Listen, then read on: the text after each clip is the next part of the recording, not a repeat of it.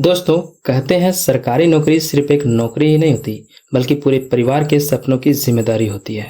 जी हाँ दोस्तों, अगर आप झारखंड के स्टूडेंट्स हैं और सरकारी नौकरी का सपना देख रहे हैं, तो आपके लिए यह खुशखबरी निकल कर आ चुकी है दोस्तों कि झारखंड कक्षपाल वैकेंसी जो 2025 में आई हुई थी, जिसमें केस चल रहा था दोस्तों, और वो वैकेंसी को फिर से रीओपन कर दिया गया है। तो दोस्तों, जो भी इस फॉर्म को भरने से वंचित रह गए थे, उनको एक बार फिर से सुनहरा मौका मिल चुका है और फिर से इस फॉर्म को रजिस्ट्रेशन करने के लिए ओपन कर दिया गया है। तो आप फिर से जो भी स्टूडेंट अप्लाई नहीं किए थे, उसको मौका मिल चुका है और वो रजिस्ट्रेशन कर सकते। दोस्तों, इस वैकेंसी में कुल लगभग 1733 पदों पर बहाली होने वाली है दोस्तों। और दोस्तों, इस वीडियो में हम पूरी नोटिफिकेशन को रीड आउट करने वाले हैं और नोटिफिकेशन के महत्वपूर्ण पॉइंट्स को देखने वाले हैं, जैसे कि टोटल वैकेंसी कितनी है, क्वालिफिकेशन क्या है, एज लिमिट क्या है, फिजिकल टेस्ट क्या होने वाला है, रनिंग कितनी होने वाली है, सैलरी क्या होने वाला है, एग्जाम पैटर्न क्या होने वाला है, आपका परीक्षा जो है किस मोड पे होने वाला है, सिलेबस पूरा सिलेबस आपका क्या होने वाला है,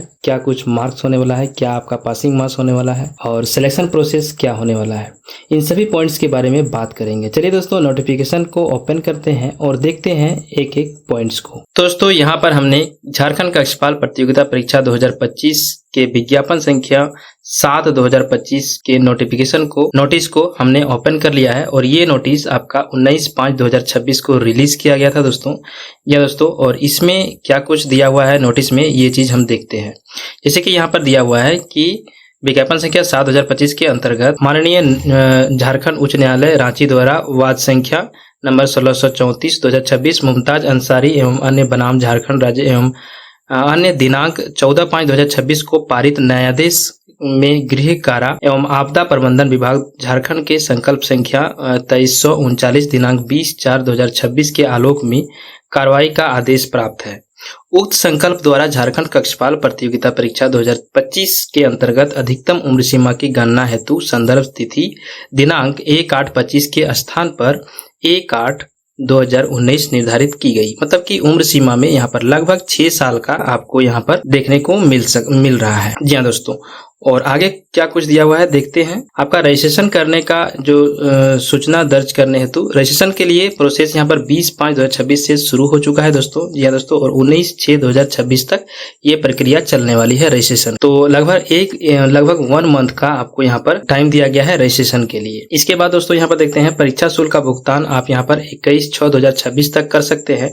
और यहाँ पर ऑनलाइन जो आप करते हैं उसमें संशोधन के लिए यहाँ पर डेट दिया हुआ है दोस्तों। यहाँ पर 22/6/2026 से 24/6/2026 मतलब 3 दिन का यहाँ पर आपको डेट दिया गया है। 3 दिन में आप यहाँ पर सुधार कर भी सकते हैं।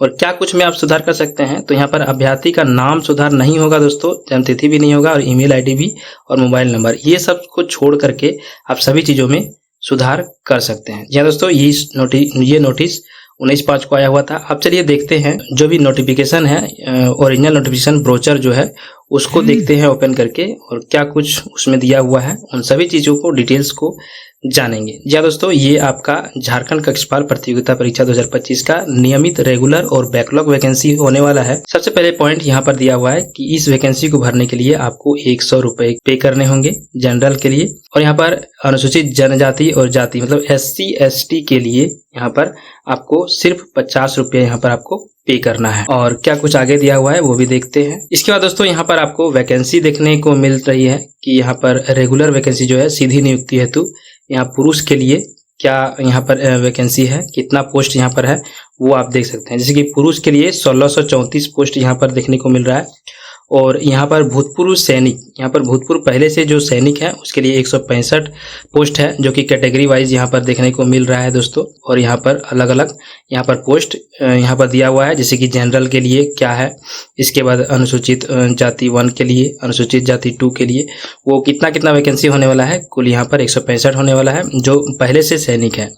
और आगे देखते हैं जो भी गृह रक्षक है, जो भी होम गार्ड है, उसके लिए 413 पोस्ट यहाँ पर दिया हुआ है कैटेगरी वाइज, ये भी आप देख सकते हैं।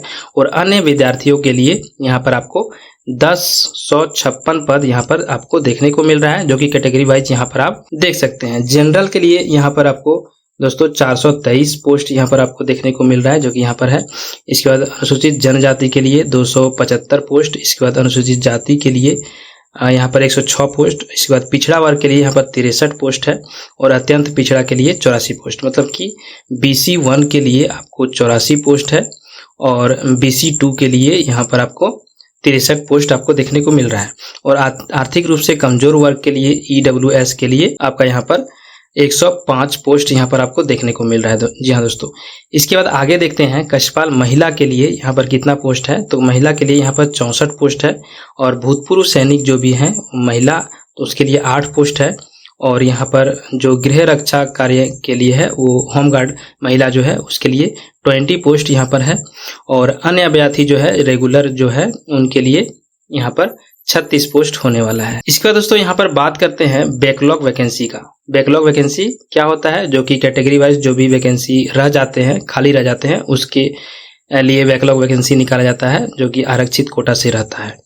इसमें आपका पुरुष के लिए देखिए, पुरुष के लिए कक्षपाल के लिए यहाँ पर 19 पोस्ट होने वाला है और महिला के लिए आपका यहाँ पर 16 पोस्ट होने वाला है। जी हाँ दोस्तों, तो ये था वैकेंसी के बारे में, कितनी पोस्ट के बारे में। तो टोटल पोस्ट आपको यहाँ पर 1733 पोस्ट आपको देखने को मिलता है। दोस्तों इसके बाद यहाँ पर 6 नंबर में आपको देखने को मिलता है कि आपका सैलरी क्या होने वाला है और शैक्षणिक योग्यता क्या होने वाला है। शैक्षणिक योग्यता सिंपल से आपका 10th पास होना चाहिए, पुरुष हो या महिला सभी के लिए यहाँ पर 10th पास होने वाला है। और लेवल 2 का यहाँ पर आपका पे स्केल होने वाला है 19,900 से 63,200 तक। इसके बाद दिया है 7 नंबर में शारीरिक मापदंड, मतलब कि शरीर का जो भी हाइट है वो वगैरह यहाँ पर दिया हुआ है। तो अनुसूचित 1 के लिए BC 1 और BC 2 के लिए यहाँ पर न्यूनतम 160 सेंटीमीटर होना चाहिए आपका हाइट और न्यूनतम 21 सेंटीमीटर सीना फुला करके आपका होना चाहिए। और अनुसूचित जनजाति और अनुसूचित जाति के लिए SC ST के लिए यहाँ पर 155 न्यूनतम होना चाहिए आपका हाइट और सीना फुला करके 79 होना चाहिए। ये पुरुष के लिए है दोस्तों। इसके बाद यहाँ पर महिला के लिए देखते हैं, तो महिला के लिए क्या कुछ होने वाला है। महिला के लिए सभी कोटि के लिए 148 ऊंचाई होना चाहिए सेंटीमीटर और सीना तो लागू नहीं होता है। इसके बाद शारीरिक दक्षता यहाँ पर जो भी दौड़ होने वाला है उसके लिए पुरुष के लिए यहाँ पर आपको 1 मील की दौड़ होने वाली है। पहले तो 10 किलोमीटर दौड़ाया जाता था, लेकिन अब जो है आपको 1600 मीटर यानी कि 1.6 किलोमीटर आपको दौड़ाया जाएगा, जो कि आपको पुरुष के लिए यहाँ पर 6 मिनट का समय दिया जाएगा। और महिला के लिए आपको यहाँ पर सेम दूरी रहेगा, लेकिन यहाँ पर 10 मिनट 4 मिनट आपका ज्यादा यहाँ पर आपको दिया जाएगा महिला के लिए। इसका दोस्तों उम्र सीमा के बारे में बात करेंगे। 9 नंबर में यहाँ पर उम्र सीमा के बारे में दिया गया है। ये दोस्तों नोटिफिकेशन जो है वो पहले का है, इसलिए यहाँ पर 1/8/2025 दिख रहा है आपको। नया वाला नोटिस जो है उसमें 1/8/2019 यहाँ पर कर दिया गया है। यहाँ पर आपको शुरू में ही हमने दिखाया था नोटिस, तो इस नोटिस में आप देख सकते हैं यहाँ पर 1/8/25 के स्थान पर 1/8/2019 निर्धारित कर दिया गया है। तो चलिए हम फिर से चलते हैं ब्रोचर में और जानते हैं। तो यहाँ पर आप देख सकते हैं दोस्तों, अनारक्षित के लिए जनरल के लिए यहाँ पर अन्य अभ्यर्थी के लिए यहाँ पर 25 वर्ष है। इसके बाद गृह रक्षक के लिए जो होमगार्ड है उसके लिए 30 वर्ष है और भूतपूर्व सैनिक जो भी है उसके लिए 45 वर्ष और सहायक पुलिस जो भी है उसके लिए 35 वर्ष। तो इस प्रकार से यहाँ पर जनरल के लिए भी दिया हुआ है और BC 1 BC 2 के लिए भी दिया हुआ है। इसके बाद यहाँ पर आपका महिला अनारक्षित पिछड़ा वर्ग BC 1 BC 2 के लिए भी यहाँ पर दिया हुआ है। इसके बाद पुरुष के लिए अनुसूचित जनजाति और अनुसूचित जाति के लिए यहाँ पर पुरुष और महिला दोनों के लिए यहाँ पर दिया हुआ है।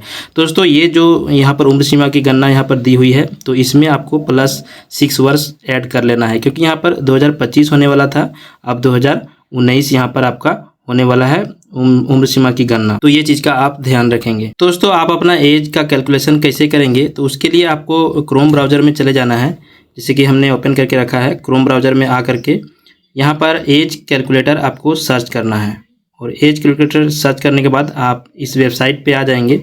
देखिए calculator.net में आ जाएंगे। यहाँ पर आपको अपना डेट ऑफ बर्थ सेलेक्ट करना है और एज का जो डेट है वो 1/8/19 आप यहाँ पर डालेंगे और कैलकुलेट में जैसे ही क्लिक करेंगे तो आपका कैलकुलेट होकर के नीचे आपको शो कर दिया जाएगा।